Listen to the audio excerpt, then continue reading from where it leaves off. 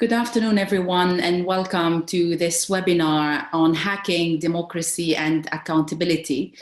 My name is Joyce Hagme. I'm a senior researcher with the International Security Program and the co-editor of the Journal of Cyber Policy. And this afternoon, we have the privilege to welcome with us Maureen Webb, who will be speaking about her latest publication on the issue. So Maureen is a labor lawyer and human rights activist. She's the author of Illusions of Security, Global Surveillance and Democracy in the post-9/11 world, and has taught national security law as an adjunct professor at the University of British Columbia. Her most recent book, Coding Democracy, How Hackers Are Disrupting Power, Surveillance, and Authoritarianism, was released in 2020. So Maureen will talk to us for a few minutes about this book, about how hacking can contribute actually to the new ways of democratic being, and then we'll have some time for some questions with her. So over to you, Maureen. Please, we look forward to hear what you have to say. Thank you very much, Joyce. It's an honor to be here today. Well, it's 2020, and in addition to a global pandemic, we're bracing ourselves for another election in the free world this November, in which popular discontent, I fear, is going to impose another rough reckoning. And it's fair to say that this instrument of our democratic system of governance, the election, has come to feel more like a wrecking ball than an instrument of deliberative change. Many people are in despair about the polarized politics in their countries since the American election in 2016 and the Brexit vote that same year in the UK. And I feel, you see a lot of articles questioning the efficacy of democracy. There's been books written in important policy circles to that effect. And certainly there's been a demonization of populism as well. So for myself, as a small d Democrat, I'm a Canadian, I'm a constitutional lawyer, I'm a mother. The growing crisis of belief in our democratic system of governance is dismaying. And it's obvious to me, and to a growing number of people around the world, that the old political economy is not working. We know that we need new theories of political economy and new social experiments to discover them. We know we need to invent new ways of democratic being, but how? How do we do this? And my book is really about how the concentrations of, I've written in the past, and this book is a continuation of my analysis and many other people's about how the concentrations of wealth and power, mass surveillance, and authoritarianism threatening our democracies have increasingly been enabled by digital technology. To anyone who understands the tech well, it's apparent that code more than constitutions, and I say this as a lawyer, it's taken me some time to come to this realization. Code more than constitutions will soon determine what kind of societies we live in and whether they end up resembling democracies at all. For tech insiders, the urgent civics question of the 21st century is who controls code? And it's an issue that has more dimensions to it than Russian meddling and algorithmic micro-targeting of voters at election time, although these are important issues and I deal with them along with many others in the book. Right now, we have a struggle taking place as corporations, states, criminal elements, and parts of civil society vie to build the coded environment around us. And hackers are savants in this world. They've been sought after for their talents. They've been recruited and reviled, celebrated, and thrown into prison. They have an almost folkloric status right now in our popular culture. And we're all familiar with the stereotype of hackers as dangerous, nihilistic elements in society capable of wrecking elections and critical infrastructure. These are real threats. I don't mean to minimize them, but this is a small part of the hacker story. In fact, increasingly, I think we're going to see hackers as vital disruptors in the emerging digital environment with its strong anti-democratic tendencies. Now, many of you might be unaware of the full scope of the hacker story. What has famously been called the hacker ethos, with its hands-on imperative to take systems apart, to test and modify them, to interrogate their purposes. This has had a profound influence on digital technology since the early days of its development. Hackers were, in fact, the original innovators of Silicon Valley, and they've made an immense contribution in the development of the free software that has become the backbone of the digital world. Hackers were key players in the Arab Spring and the Occupy movement. And many people are completely unaware of the phenomenon that since the early 2000s, there's been an exponential growth of the progressive hacker scene, in which citizens and hackers are working together to guarantee citizens' privacy, to bring transparency and accountability to those in power. Obviously, you've heard of the momentous stories of Edward Snowden and Julian Assange, but more than that, hackers and citizens have been working to realize the social and economic goals of Occupy in the digital era and to upgrade democratic processes themselves. And also in the last decade or two, and those of you that are associated with universities, particularly in the computer sciences and the social sciences, might be aware of this. There's been a fascinating mainstreaming and institutionalization of hacking and hacking experiments in places like Harvard, MIT, and Stanford that underscores the rising significance of this phenomenon. And this mainstreaming has garnered new respectability and resources for hacker experiments, although it's also had both positive and negative effects, which I go into more deeply in the book. There is right now an astounding array of hacker experiments underway that could fundamentally change the current political economy. Before the end of this century, we could see hacker experiments succeeding in bringing us a new civilian internet that is privacy secure, which would change the surveillance capitalism that has become so pervasive in the last decade.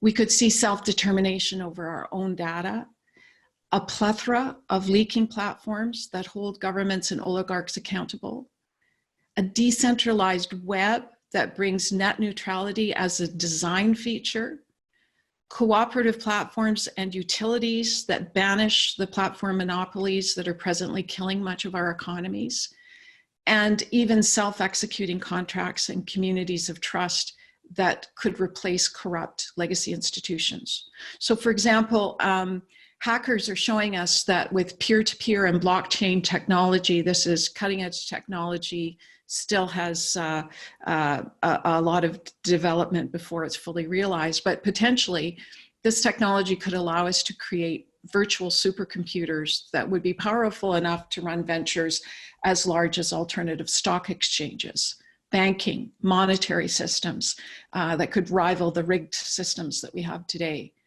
Hackers are creating prototypes for innovative micropayment systems that could effectively tax financial transactions or tax corporations like Amazon, Google, Apple, these new digital monoliths, and increase the flow of money through local economies by distributing that bounty of technological advance more fairly. Hackers' proselytization of free software, and free software, if you're not aware, it's software that can be scrutinized, modified, built upon, and shared without restriction. Their proselytizing of free software and their development of it has proven that commons-based production makes better code. That's why free software has become the backbone of the digital world, of the internet, and that this kind of production could actually inspire us to ultimately adopt this kind of code as the basis of a new democratic commonwealth. Because the thing about code is that once it's written, it can be reproduced at almost zero cost and used by everyone. So we could be looking at an entirely new kind of economy in the future if we were to embrace some of these hacker ideas and experiments.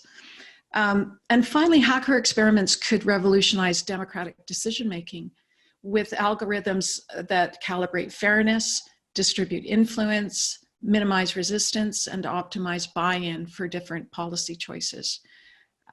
In short, hackers could help Western democracies build economies that work for everyone and methods of decision-making that give us the ability to reach consensus, something that we are sadly lacking now in our current politics. And as I write in the book, as important as this technical experimentation is that hackers are undertaking, they're also beginning to teach the rest of us what's at stake in this emerging era. That is why privacy, transparency, data self-determination, net neutrality, commons-based production, and free software could be as important to a new age of democracy as the great organizing principles, fraternity, liberty, and equality were to the Enlightenment era of democracy. So if you take stock of the burgeoning numbers of people attending progressive hacking events, like the Chaos Computer Club's Congress in Germany each year, there were 4,000 in 2010, 16,000 in 2018. And the determination with which citizens have begun hacking their own democratic processes in many countries, you will see, as I have seen, that hacking is inspiring a whole new wave of democratic activism.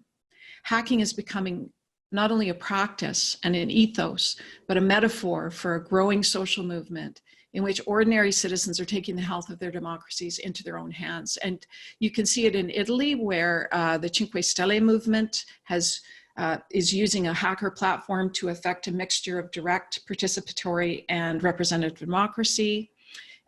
In Spain, where a hacker collective called XNet that I write about has forced prosecutors there to bring nearly 100 bankers and politicians to trial for their role in the country's financial crisis of 2018.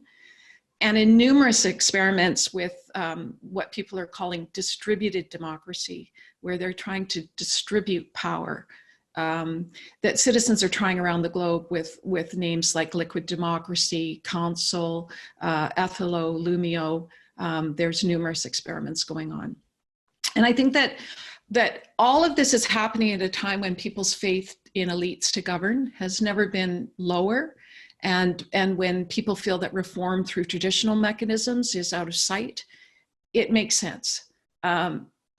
Just like the prairie populism that innovated universal health care in Canada, in my country, and in the US during the progressive era, produced a sophisticated blueprint for replacing corrupt economic institutions there. This digital populism is a good development, I feel, not an ominous one. So, of course, direct democracy, participatory democracy, self-organization, shared leadership, and direct action, all hallmarks of the hacker, the new progressive hacker way. They're not new ideas, but what hackers are showing us is how we can achieve an upgraded quality of democracy in our Western liberal democracies with these and related ideas, employing digital tech, networks, and a hacking ethic. So when you think of the citizens who used their votes for Brexit and for Donald Trump in the last half of 2016, and those who might use it again for Trump in 2020, I think those voters felt that they didn't have much more than those wrecking balls to change and finally demolish the old political economy. But if Western liberal democracies can be upgraded in the 21st century, citizens will have more to work with. We're going to need both technological and philosophical innovations. The new political economy has not yet been created. It's still in a very nascent state. It hasn't been fully theorized, but what you see in the hacking experiments of the last decade, I argue, is a first cut at the project.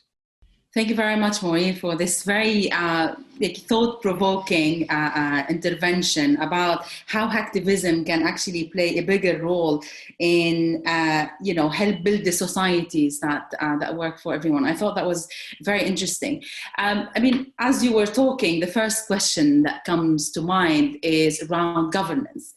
And when you talk about hacking, trying to fix everything that is wrong with the world anyway, along with the liberal democracies, what sort of governance mechanism do you envisage for such an approach?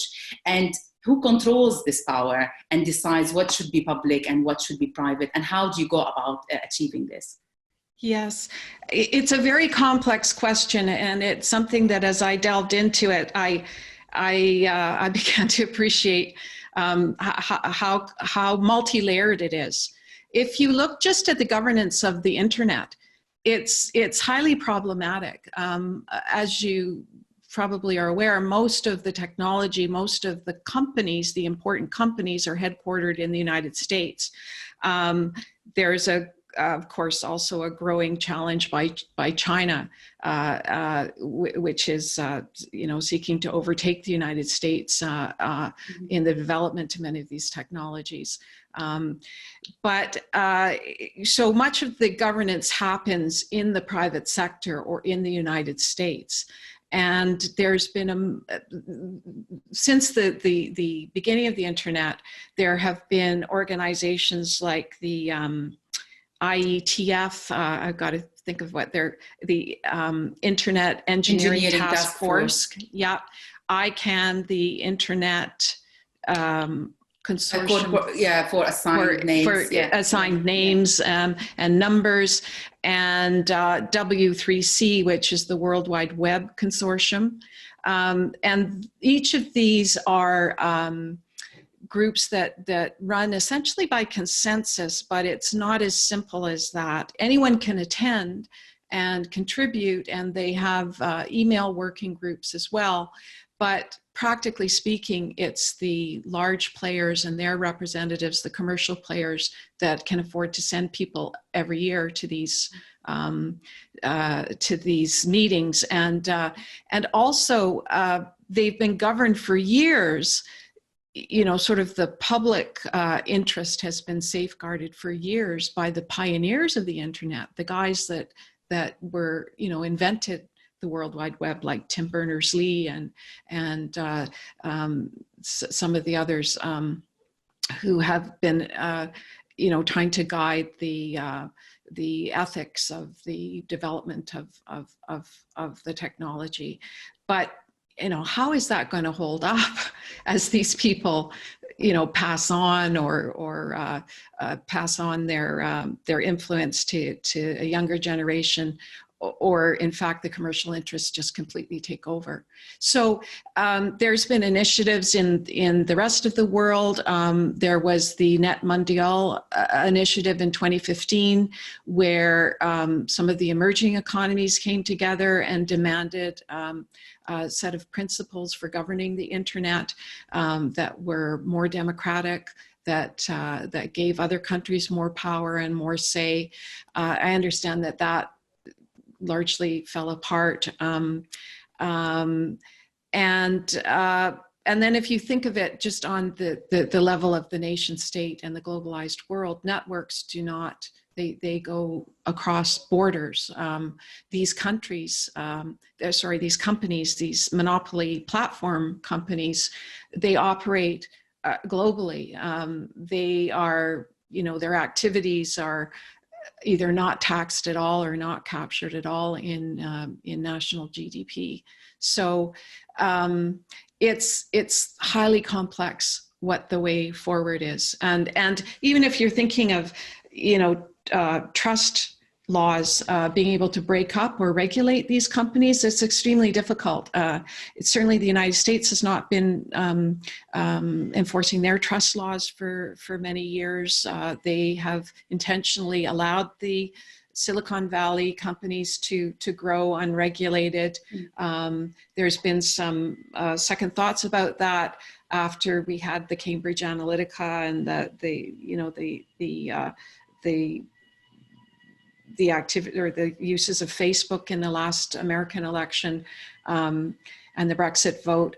But they've gone largely unregulated. Europe has tried to bring privacy laws and to fine these companies, but only the United States could truly break them up. And as people like Andrew Yang have the recent presidential candidate in the United States who ran as a tech-savvy candidate has pointed out, these things are natural monopolies. Like telephone systems. So they're not really amenable to trust busting laws anyway. So that just gives you an idea of the multi-layers that exist for governance, the governance problems that we're facing.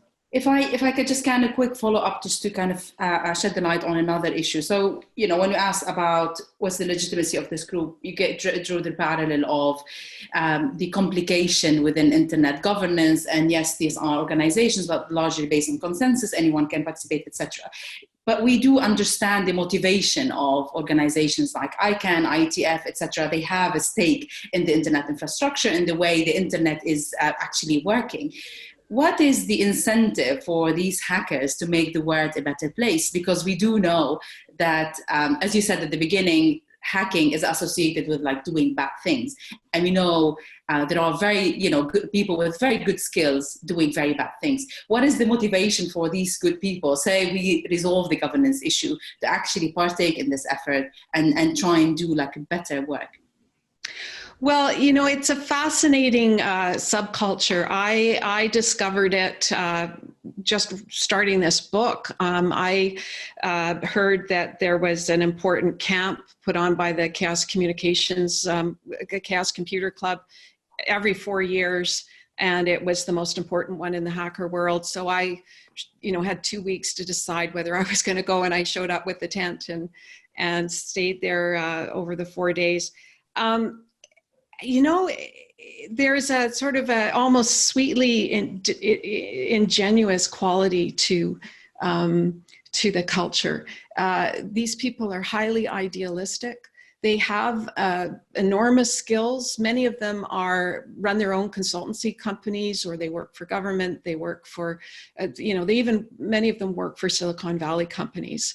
And as it was described to me, it's a complex landscape. It's even the Silicon Valley's like companies like Facebook and Google that increasingly we see doing bad things.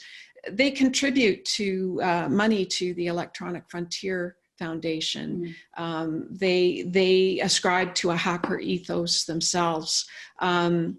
So I would say that in many ways, what you've seen is the evolution of the hacker scene.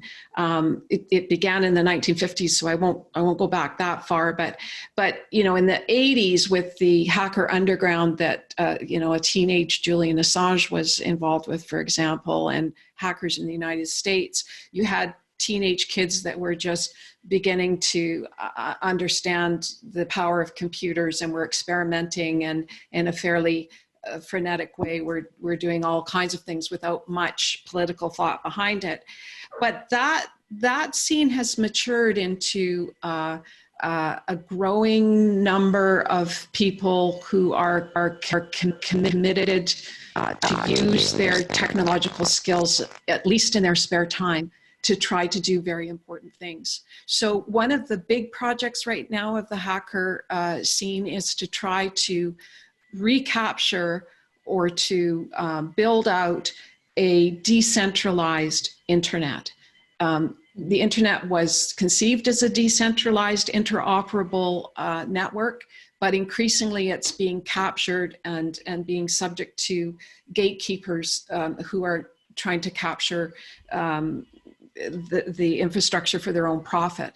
And so one of the big projects is to see if they can rebuild a decentralized internet that by design would build in net neutrality. And this is, the project is happening from the Chaos Computer Club has a group that's working on it, to Tim Berners-Lee and American luminaries who are working at higher levels through institutions like MIT to try to build a new decentralized web. Yeah.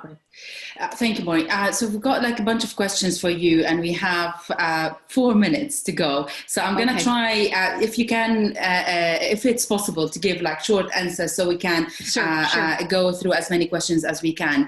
Have a question here from Peter asking, how would we recognize progressive hackers from those who wish to undermine democracies, basically bad versus good guys? And how would progressive hackers combat fake news? Okay, well, how to recognize the difference by their actions? I think that's very plain, and that's certainly how hackers judge people, by their actions, not by their status. How are they battling fake news? Well, of course, through leaking platforms, and there's far more leaking platforms than just Wikileaks. Wikileaks inspired an enormous number of leaking platforms, including the one used by the Spanish group that I mentioned, XNet, and that allowed them to bring all those people to trial. There are a lot of discussion at places like the Berkman Klein Center at Harvard, which is progressive. They very much embrace the hacker way, where they're looking at technical solutions for addressing fake news. But I think that the consensus among many people is that tech solutions are just not really going to suffice. If you have a fragile public space, really you need human interventions. Technical ones could just lead to censorship by large companies like Google and Facebook just adjusting their algorithms, and I think that's the last thing that we want to see. Right. Another question from David. What role do governments have in working with hackers to realize some of these possibilities that you've described? And I want to add to that, who will drive this change? Well, it's interesting because the people at the Chaos Computer Club have said that, it's like the large tech companies don't have the incentives. The governments don't seem to have the understanding, like, our leaders just don't understand tech in more than a superficial way. And so it's really fallen to hobbyists, who are the hackers, to try to propose and develop changes. And so in terms of governments, Europe has some really interesting links. So for example, groups like Hermes in Italy are speaking with Italian parliamentarians about the use of and the regulation of black hat security companies like the Italian Hacking Club that sell their services to the worst authoritarian and totalitarian regimes around the world. You have the Chaos Computer Club, through a stunt, convinced the German and the Dutch government to drop electronic voting. And at the Civil Liberties Committee level in the European Union, they have been praised for their contribution to democracy. They've also testified in important constitutional cases against the use of Trojan technology. So I think as one of those committee members at the European Commission on the Civil Liberties Committee has said, they have made a real contribution to the quality of the conversation about technology and society in Europe. And I think that that's really a model for how the government level can interact with this citizen-led movement. Right. We have 5 more minutes. Actually, we've been extended for 5 more minutes, if that's okay with you. And I'll ask you one more question.